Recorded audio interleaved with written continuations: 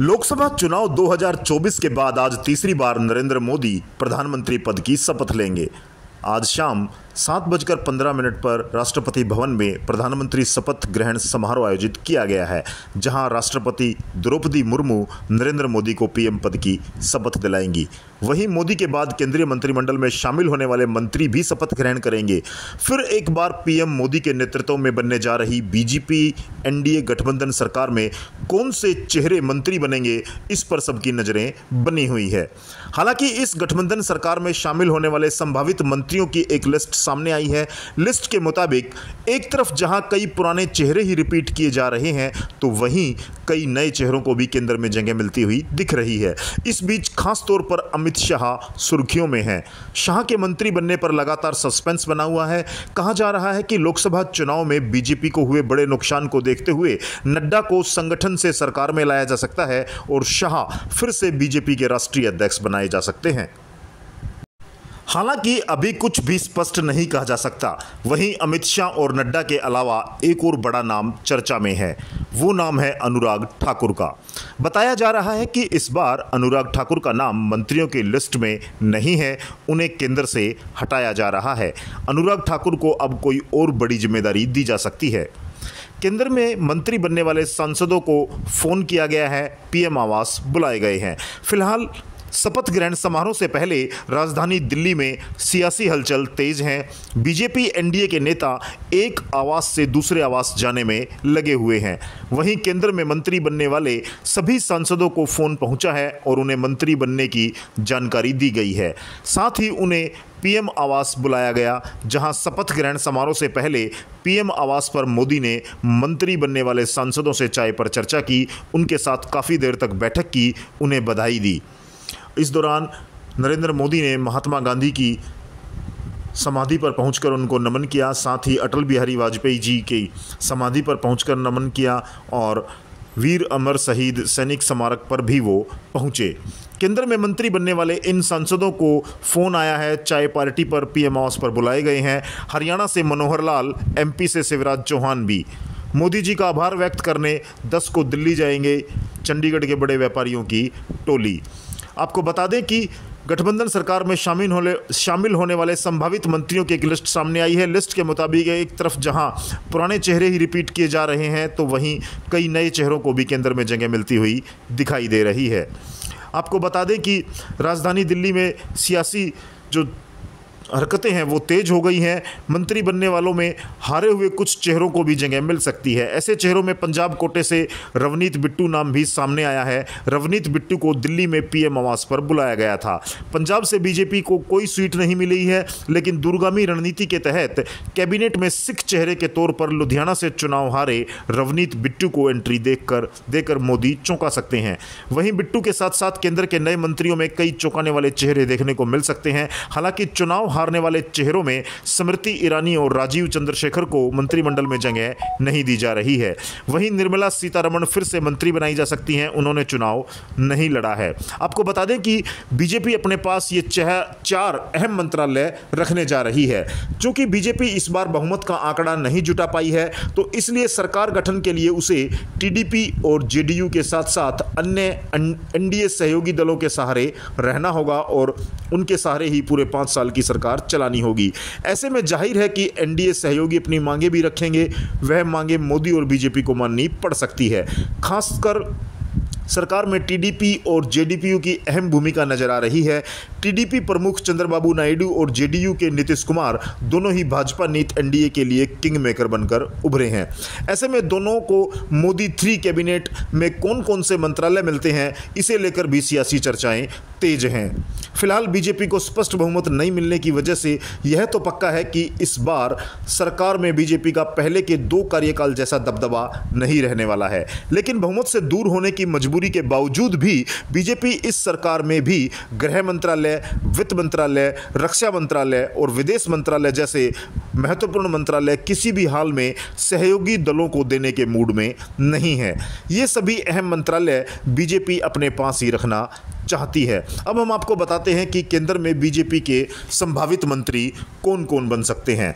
Rajnath Singh, Amit Shah, Nitin Gadkari, S Jaishankar, Ashwani वैष्णव, निर्मला सीतारमन, धर्मेंद्र प्रधान, गजेंद्र सिंह शेखावत, हरदीप सिंह पुरी, भूपेंद्र यादव, शिवराज सिंह चौहान जो मध्य प्रदेश के पूर्व मुख्यमंत्री हैं, उनके साथ ज्योतिरादित्य सिंधिया, प्रहलाद जोशी, अर्जुन मेघवाल, किरण रिजिजू, मनोहर लाल जो पूर्व मुख्यमंत्री हैं हरियाणा से, मनोहर लाल खट्टर, राव इंद्रजीत, कृष्णपाल गुर्जर, सर्बानंद सोनोवाल, कमलजीत सहरावत जो पश्चिमी दिल्ली से भाजपा की सांसद हैं, हर्ष मल्होत्रा जो दिल्ली से सांसद हैं, रक्षा खड़से, मनसुख मंडाविया जो पूर्व में स्वास्थ्य मंत्री रहे, जितेंद्र सिंह, जी किशन रेड्डी, शांतनु ठाकुर, अजय टमटा, जितिन प्रसाद, बीएल वर्मा, पंकज चौधरी, गिरिराज सिंह, रवनीत बिट्टू, सुरेश गोपी और केंद्र में जो एनडीए दलों से संभावित मंत्री हैं हम उनको भी एक बार आपको बता दें।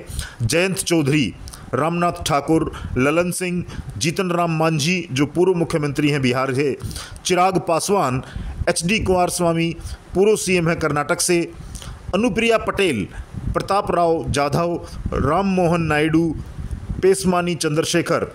अब हम आपको बताते हैं कि केंद्रीय कैबिनेट में ज़्यादा से ज़्यादा कितने मंत्री बनाए जा सकते हैं।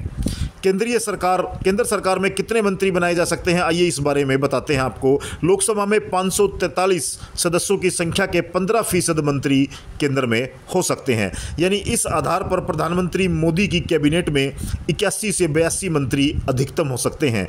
इन मंत्रियों को अलग अलग विभागों की जिम्मेदारी दी जाती है, जिसके बाद सभी मंत्रियों को अपने विभागों को दुरुस्त रखते हुए काम कराने होते हैं और रिपोर्ट लेनी होती है। पीएम द्वारा कभी भी किसी भी मंत्री से कामों की रिपोर्ट मांगी जा सकती है। अब हम बात करते हैं इंडिया गठबंधन की। विपक्षी इंडिया गठबंधन भी मजबूत दिखाई दे रहा है। 2014 और 2019 में विपक्ष भले ही मजबूत न रहा हो, लेकिन इस बार विपक्षी इंडिया गठबंधन मजबूत स्थिति में है। विपक्षी गठबंधन को कुल 234 सीटों पर जीत मिली है। ऐसे में विपक्ष के पास भी बहुमत का आंकड़ा दूर तो है, लेकिन ज़्यादा दूर नहीं है। यानी अगर एनडीए में बड़ी टूट होती है तो फिर ऐसे में इंडिया गठबंधन की सरकार भी बन सकती है। सरकार बनाने और बहुमत के लिए 272 सीटें चाहिए। इस लोकसभा चुनाव में विपक्षी गुट इंडिया गठबंधन का नेतृत्व करने वाली कांग्रेस ने 328 सीटों पर चुनाव लड़ा था और उसने 99 सीटों पर जीत हासिल की थी। आज शाम को प्रधानमंत्री नरेंद्र मोदी के शपथ ग्रहण के साथ ही ये स्पष्ट हो जाएगा कि गठबंधन की सरकार में और पूर्ण बहुमत की बीजेपी की सरकार में क्या फ़र्क नज़र आ रहा है। जी हाँ दोस्तों, अभी तक नरेंद्र मोदी का 2014 की बात करें, 2019 की बात करें, अनुभव रहा है बहुमत की सरकार चलाने का, और इस बार वो गठबंधन की सरकार चला रहे हैं। बीजेपी को पूर्ण बहुमत नहीं मिल पाया है। इस बार मंत्रिमंडल की घोषणा से यह आभास नज़र आएगा कि एनडीए की सरकार कितनी कारगर रहेगी। एनडीए सरकार को लेकर के भी विदेशी मेहमानों को भी न्योता दिया गया है और राष्ट्रपति भवन में इसकी पूरी तैयारियां कर ली गई हैं। आज देखना बड़ा दिलचस्प रहेगा कि प्रधानमंत्री के साथ कितने मंत्री शपथ लेते हैं और एनडीए का स्वरूप क्या होगा। एनडीए की संरचना मंत्रिमंडल के आधार पर तय होगी। प्रधानमंत्री नरेंद्र मोदी ने इससे पूर्व वीर सैनिक स्मारक स्थल पर पहुंचकर सैनिकों को नमन किया, पुष्प अर्पित किए और वहीं उनके साथ जेपी नड्डा और राजनाथ सिंह भी नजर आए। उससे पूर्व वो राष्ट्रपिता महात्मा गांधी की समाधि पर गए, जहां उन्होंने राष्ट्रपति महात्मा गांधी को नमन किया और स्वर्गीय पूर्व प्रधानमंत्री अटल बिहारी वाजपेयी की समाधि स्थल पर भी वो गए, जहां उन्होंने अटल बिहारी वाजपेयी को नमन कर शपथ ग्रहण से पूर्व प्रधानमंत्री नरेंद्र मोदी का यह अलग ही रूप नजर आया। आज मंत्रिमंडल के गठन के बाद और एनडीए सरकार बनने के बाद प्रधानमंत्री नरेंद्र मोदी की शपथ के बाद कैसा माहौल है, किस तरह से उसकी संरचना की गई है और आने वाले 5 सालों में एनडीए सरकार किस तरह से काम करेगी, इसकी बड़ी रूपरेखा आज तय की जाएगी। हालांकि हरियाणा प्रदेश से भी 3 नाम आ रहे हैं, पूर्व मुख्यमंत्री मनोहर लाल खट्टर, राव इंद्रजीत सिंह, कृष्णपाल गुर्जर। दिल्ली प्रदेश जो भारत की राजधानी है, वहाँ जहाँ बीजेपी ने 7-0 का स्कोर हासिल किया है, यानी कि क्लीन स्वीप किया है, 7 सीटें लोकसभा में बीजेपी ने जीती है, वहां से 2 नाम आ रहे हैं। पश्चिमी दिल्ली लोकसभा क्षेत्र से पहली बार चुनाव लड़ रही कमलजीत सहरावत। जी, कमलजीत शेरावत से पूर्व इस सीट पर पश्चिमी दिल्ली से 2 बार भाजपा के सांसद रहे दिल्ली के पूर्व मुख्यमंत्री डॉक्टर साहिब सिंह वर्मा के बेटे प्रवेश साहिब सिंह वर्मा, और इस बार उनको टिकट बदलकर उनकी कमलजीत शेरावत को मैदान में उतारा गया। कमलजीत शेरावत ने यह सीट भाजपा को जिताने का काम किया और अब महिला होने के नाते और दिल्ली की प्रतिभागिता केंद्र में दर्ज करने के लिए, दिल्ली को केंद्र सरकार में प्रतिनिधित्व देने के लिए कमलजीत शेरावत का नाम जोरों से चल रहा है। वहीं युवा हर्ष मल्होत्रा का नाम भी लिया जा रहा है। हरियाणा प्रदेश से मनोहर लाल खट्टर के साथ आपको फिर से बता दें, राव इंद्रजीत सिंह, कृष्णपाल गुर्जर का नाम सामने आ रहा है। अब मंत्रिमंडल के बाद यह संरचना तय हो जाएगी।